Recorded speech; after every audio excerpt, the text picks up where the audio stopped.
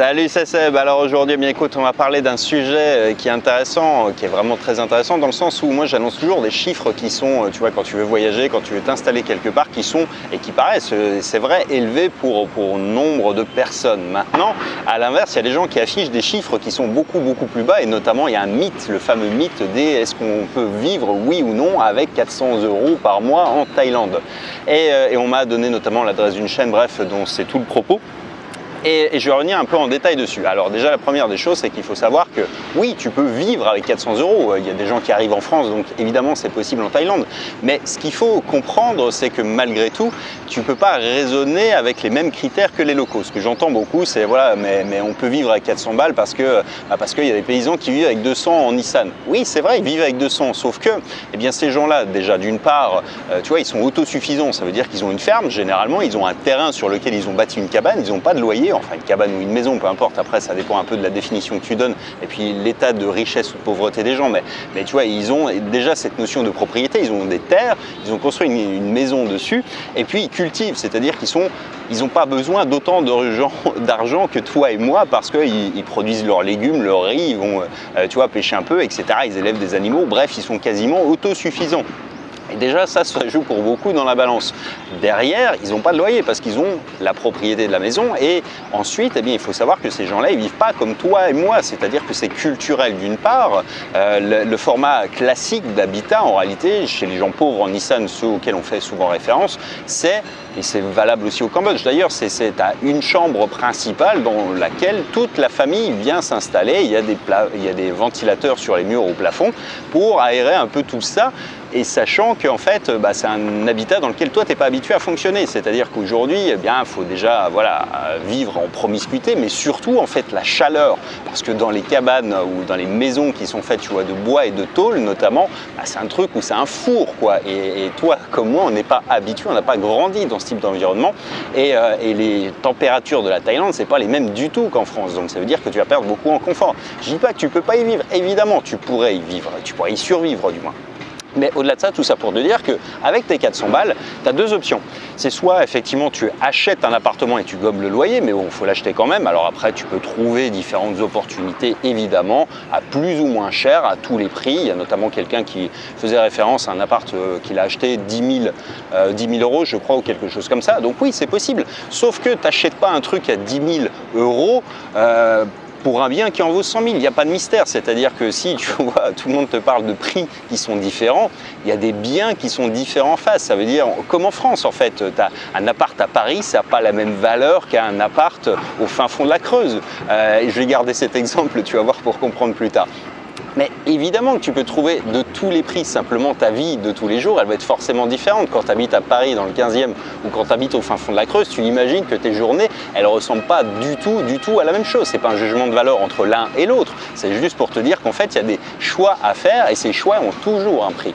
De la même manière, quand tu habites dans un condo, c'est beaucoup plus cher, mais tu as accès à d'autres prestations, tu n'es pas dans les mêmes quartiers, tu as un confort qui est différent, évidemment, mais c'est plus cher. Évidemment, après, tu peux toujours choisir de vivre dans un truc qui est moins bien, qui est beaucoup moins bien placé, qui te coûtera moins cher en frais de fonctionnement, mais c'est un choix également. Après, moi, mes choix, ils tiennent également à ma vie, c'est-à-dire j'ai besoin d'endroits pour travailler, pour filmer, pour faire un peu ce que je fais. Donc j'ai besoin effectivement d'avoir un confort, je ne peux pas me permettre d'enregistrer les formations et d'avoir un bruit de tracteur derrière, par exemple. C'est insupportable et c'est pas possible pour moi. Donc j'ai cette notion-là qui est importante pour moi, encore une fois. Ceci dit, reprenons notre exemple d'un étranger qui arrive en Thaïlande avec 400 € de revenus par mois. Alors oui, c'est possible. Ensuite, eh bien, ça dépend. Soit tu as du cash d'avance et tu vas pouvoir à la fois t'acheter un appartement, t'acheter une voiture, et effectivement vivre avec entre guillemets 400 € d'argent de poche tous les mois, c'est-à-dire plus que du restant à vivre, à dépenser. Et même avec ça, on va voir que c'est pas si évident que ça malgré tout. Il y a la première des choses dont on ne parle jamais, c'est que pour vivre dans un pays, il te faut déjà un visa. En Thaïlande, par exemple, tu peux avoir des visas touristiques que tu vas pouvoir renouveler un certain nombre de fois, c'est les fameux visa run, mais les visa run par exemple c'est pas cadeau, ça veut dire qu'à chaque fois il faut que tu sortes du pays tous les 2-3 mois, faut que tu sortes du pays, que tu passes 2-3 jours dans un autre pays, que tu payes les frais de renouvellement de ton visa, bref c'est un coût à 200-300 € rien que pour cette partie-là. Après, tu as d'autres visas qui sont des visas étudiants, par exemple. Et là, tu vas devoir payer à l'année une école, donc ça a un prix aussi. Et de l'autre côté, tu as des visas de longue durée qui sont soit des gens qui ont un travail, mais un travail pour un étranger qui est embauché en Thaïlande, ça ne sera pas 400 € par mois parce qu'il y a des barrières en fait qui sont mises. Ça, c'est le boulot d'un Thaïlandais. À 400 balles par mois, si tu arrives à décrocher un work permit en Thaïlande, ça sera pour un boulot qui sera payé au moins 1500 €. Sinon, ils ne te laisseront pas avoir de work permit. Et le dernier point, c'est que tu as des visas après qui sont des visas retraités, par exemple, auquel cas où marié, on va te demander de montrer que tu as de l'argent. Donc ça veut dire que tu dois en avoir, ou alors tu dois justifier d'un salaire, d'une pension qui est d'à peu près 2000 € par mois. Donc en fait, tous ces chiffres, ils sont très cohérents quand je te les donne en réalité. Maintenant, voilà pour cette explication plus complète. Donc, tu vois que le visa, rien que cette partie-là, le visa, il a un coût, il a un prix. C'est-à-dire que, évidemment, tu dois l'inclure. Si tu n'as que 400 balles, tu vas devoir tous les mois consacrer au moins 50 balles pour ton visa. Donc, il t'en reste 350. Bien. Maintenant, passons au logement, parce qu'il va falloir que tu te loges. Il y a des prix, il y a pour tous les budgets, évidemment. Tu vas pouvoir te loger à partir de, allez, je dirais 100 € par mois, tu vas pouvoir te loger. Quand on dit se loger, attention, oublie la climatisation, tu auras un appart décent, certes, mal placé, c'est-à-dire très excentré, donc ce que tu paies, enfin c'est toujours pareil, tu vois, quand tu habites en banlieue et que tu vas bosser à Paris, bah, tu crames du temps, tu crames de l'argent après en budget, c'est-à-dire qu'il n'y a pas de mystère non plus dans le truc, ce que tu économises sur l'emplacement, tu le repayes en transport, tu le repayes en perte de temps, etc., etc. Donc tu vas pouvoir te loger quand même pour une centaine, allez, disons 100 € avec l'électricité si tu n'es pas trop gourmand, mais si tu n'as pas de clim, ça va passer. Donc 100 €, on était à 350, il te reste 250 € par mois. Ce que tu oublies également, c'est que si tu vis en permanence en Thaïlande, c'est que tu as besoin d'une assurance santé parce que là, la France ne te couvre plus. Tu vis à l'étranger, tu ne cotises plus, tu ne payes plus. Et ça, c'est une remarque qu'on fait régulièrement à la moindre rage dedans, tu vas revenir chouiner en France. Non, parce que j'ai une assurance santé privée qui me couvre dès le premier euro. J'ai accès aux hôpitaux, aux meilleurs hôpitaux de Thaïlande. J'ai accès, voilà, et c'est quelque chose pour lequel je paye. J'ai une assurance privée qui me permet de le faire. Donc ça me coûte à moi une centaine d'euros tous les mois. Donc là, on était déjà plus qu'à 250. On est à 150 € par mois si tu veux faire les choses correctement. Alors tu vas me dire l'assurance santé, tu t'en fous, etc. Sauf qu'on est dans des pays en fait où il y a 30 000 morts sur les routes par an, comparativement à la France où c'est plutôt 3 000, je crois de mémoire. Donc il y a beaucoup d'accidents, il y a des gens qui roulent en scooter, qui se plantent tout le temps. Bref, tout ça, ça coûte une couille. Alors tu peux faire le choix, il y a plein d'étrangers qui se retrouvent un peu comme ça, mais effectivement, il ne faut pas t'attendre à ce qu'un jour, il t'arrive pas un pépin sur le coin du bec. Donc c'est normal que tu le prennes en considération parce qu'en France, tu seras obligé aussi de l'avoir. Donc ensuite, eh bien on était, donc je me suis un peu perdu dans le cours de route, donc pour Dandy, 50 pour le visa à peu près, 100 € pour l'appartement et l'électricité, 100 balles pour l'assurance santé. Bon, tu vois, on est déjà plus qu'à 200. Mais admettons, alors avec tes 200 balles par mois, qu'est-ce que tu vas pouvoir faire? Bah, tu vas devoir te nourrir déjà. Te nourrir, alors la Thaïlande, c'est vrai, c'est pas cher. Si tu manges comme les locaux, bah, alors oublie le fromage, le pinard, enfin tous les trucs que tu aimes et que tu as l'habitude de manger en France, ça tu peux faire une croix dessus. Ce que tu vas manger pour 30 bahts tous les jours, c'est un plat qui va être un plat à base de riz d'une part, et puis après avec une petite portion de viande, légumes, ça va te coûter dans les 30-50 bahts suivant où tu te situes évidemment. Bref, c'est jouable. Tu peux manger grosso modo entre 2 et 3 € par jour. Ça dépend après de la quantité de nourriture que tu aimes à ingurgiter et de la variété. Après, si tu veux manger des fruits, etc., il va falloir rajouter. Là, je te parle juste d'un plat principal. Effectivement, tu peux te nourrir et tu peux te nourrir que de ça. C'est vrai. Mais enlève encore 3 € par jour.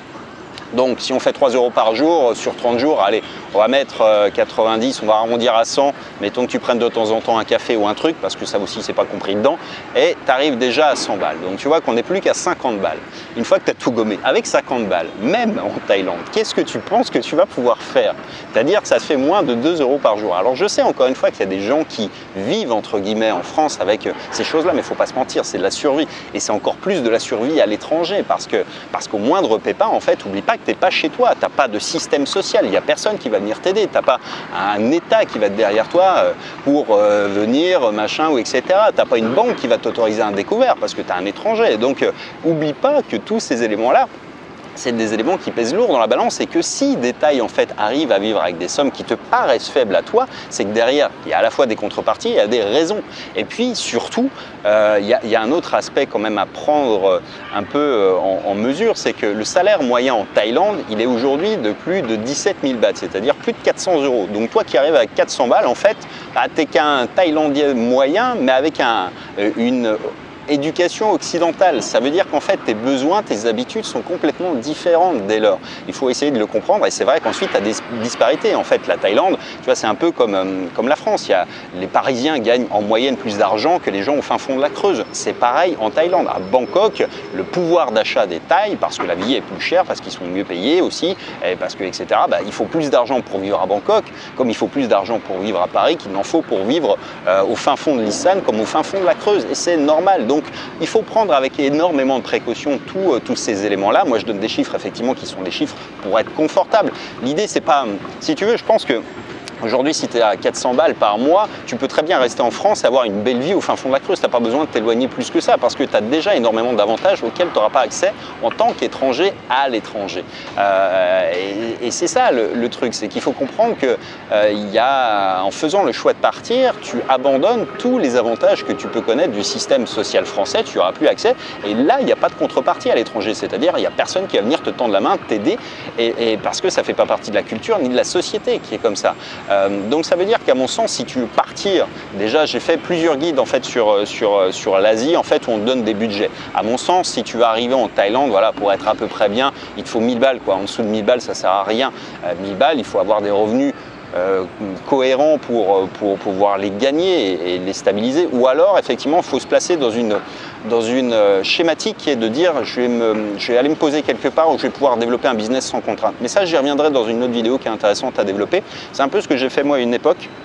C'est-à-dire que tu vois, si tu pars, mais tu sais qu'en fait, ton objectif c'est de grimper très vite, mais évidemment, ça c'est pas quelque chose que tu peux faire en tant que salarié, c'est une vision d'entrepreneur. Et à la fin, également sur tous les chiffres que je donne, c'est une vision d'entrepreneur que j'ai. C'est-à-dire que moi, en fait, je parle pas de mes revenus, je parle souvent de chiffre d'affaires parce que derrière, tu vois, on est toujours dans une optique où, moi, il faut que je paye mon assurance santé, il faut que je construise ma retraite. Enfin, moi, j'ai choisi de le faire. Mais tu vois, je suis conscient qu'en fait, mes revenus, ils doivent aussi être consacrés en grande partie à ça.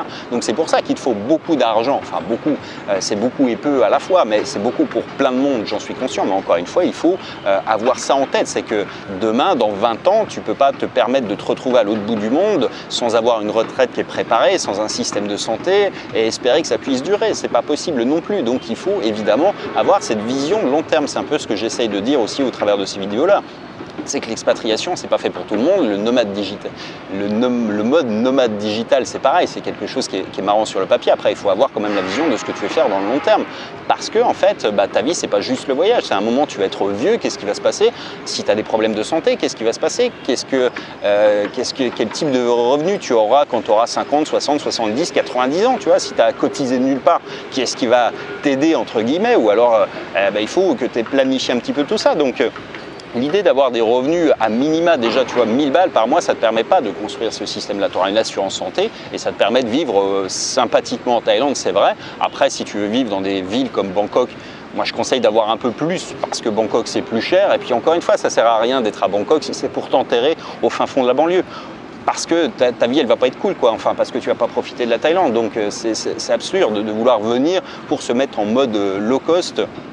Et comme ça, espérer rester jusqu'à la fin de ses jours. Tu peux avoir une vie qui est beaucoup plus sympa en essayant de développer des stratégies pour avoir plus de revenus, pour te construire une plus belle vie. C'est un peu moi ce que je tends à faire et ce que je te montre un peu dans cette vidéo, c'est que c'est possible et qu'après, effectivement, avec des sommes qui sont finalement pas si extravagantes que ça, du moins beaucoup moins conséquente que ce que tu dépenserais en Occident, tu peux être en voyage perpétuel, en vacances perpétuelles entre guillemets, parce que tu es toujours un petit peu, tu vois, dans des endroits qui sont un peu magiques, tu peux changer quand ça t'arrange, quand tu le souhaites, mais ça demande un minimum de capacité à générer de l'argent pour supporter ton train de vie. Et c'est ça ce que j'appelle un lifestyle business, c'est-à-dire c'est pas quelque chose qui est fait pour les salariés, c'est une vision qui est totalement différente de ça. C'est de dire, moi je vais monter un business qui va être quelque chose qui me permet de supporter mon train de vie, mais le supporter correctement. C'est pas de dire juste de gagner 400 balles par mois, parce que ça présente pas d'intérêt, effectivement, mais d'avoir quelque chose qui te permet de rentrer 2, 3, 4, 5, 10 000 euros de chiffre d'affaires sur lequel tu vas toucher une bonne part de revenus, tu vas pouvoir en épargner aussi une grosse partie pour ta retraite, tu vas pouvoir avoir une vie confortable, décente,